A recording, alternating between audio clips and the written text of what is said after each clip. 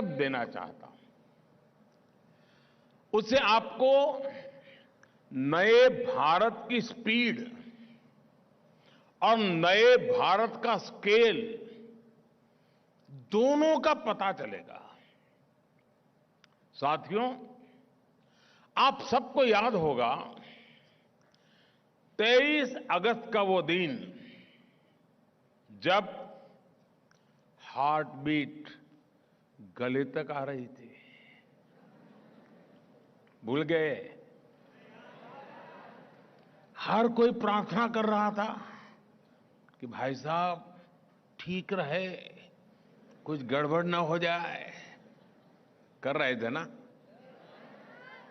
और फिर अचानक हर किसी का चेहरा खिल उठा। पूरी दुनिया ने भारत की आवाज सुनी, India is on the moon.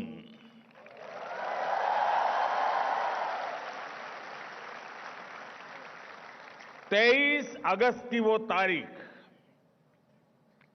हमारे देश में नेशनल स्पेस डे के रूप में अमर हो गई है।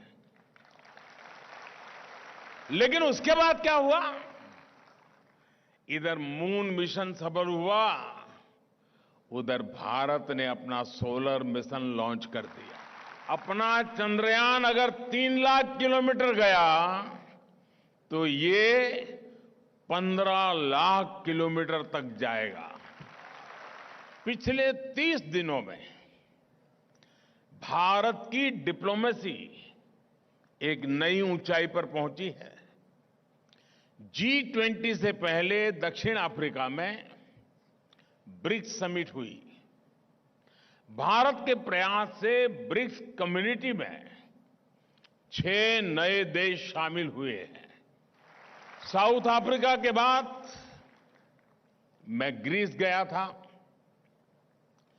ये 40 साल में किसी भी भारतीय प्रधानमंत्री की पहली यात्रा थी। और जितने भी अच्छे काम है ना, वो करने के लिए आपने मुझे ही बिठाया है। G20 समिट से ठीक पहले मेरी इंडोनेशिया में भी अनेक वर्ल्ड लीडर से मीटिंग हुई। इसके बाद G20 में इसी भारत मंडप में दुनिया के लिए बड़े बड़े फैसले लिए गए। आज के पोलराइज्ड इंटरनेशनल एटमॉस्फेयर में इतने सारे देशों को एक साथ एक मंच पर लाना छोटा काम नहीं है दोस्तों। आप एक पिकनिक ऑर्गेनाइज करो ना, तो भी तय नहीं कर पाते हो कहां जाए। हमारे न्यू दिल्ली डिक्लेरेशन को लेकर 100% सहमति तो इंटरनेशनल हेडलाइन बनी हुई है। इस दौरान भारत ने अनेक इंपॉर्टेंट इनिशिएटिव्स और फैसलों को लीड किया। G20 में कुछ फैसले ऐसे हुए जो 21वीं सदी की पूरी डायरेक्शन ही चेंज करने की क्षमता रखते हैं। भारत की पहल पर अफ्रीकन यूनियन G20 का स्थायी सदस्य के रूप में उसको स्थान मिला। ग्लोबल बायोफ्यूल्स अलायंस का नेतृत्व भी भारत ने किया। G20 समिट में ही हम सभी ने मिलकर India middle east Europe corridor बनाने का भी फैसला लिया है। ये कॉरिडोर कई महाद्वीपों को आपस में जोड़ेगा। इससे आने वाली कई शताब्दियों तक व्यापार और पर्यटन को बढ़ावा मिलने वाला है। G20 समिट समाप्त हुई तो सऊदी अरब के क्राउन प्रिंस की स्टेट विजिट दिल्ली में शुरू हुई। सऊदी अरब भारत में $100 बिलियन का निवेश करने जा रहा है।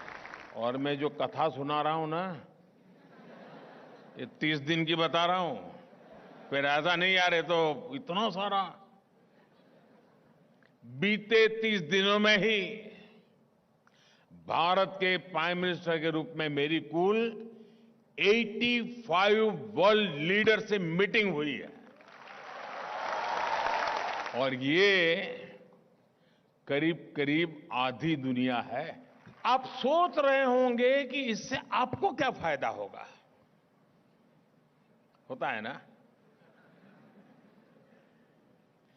जब भारत के रिश्ते दूसरे देशों से अच्छे होते हैं, जब नए नए देश भारत के साथ जुड़ते हैं, तो भारत के लिए भी नई अपॉर्चुनिटीज बनती हैं, हमें नया साथी मिलता है, नया मार्केट मिलता है और इन सब का फायदा मेरे देश की युवा पीढ़ी को होता है।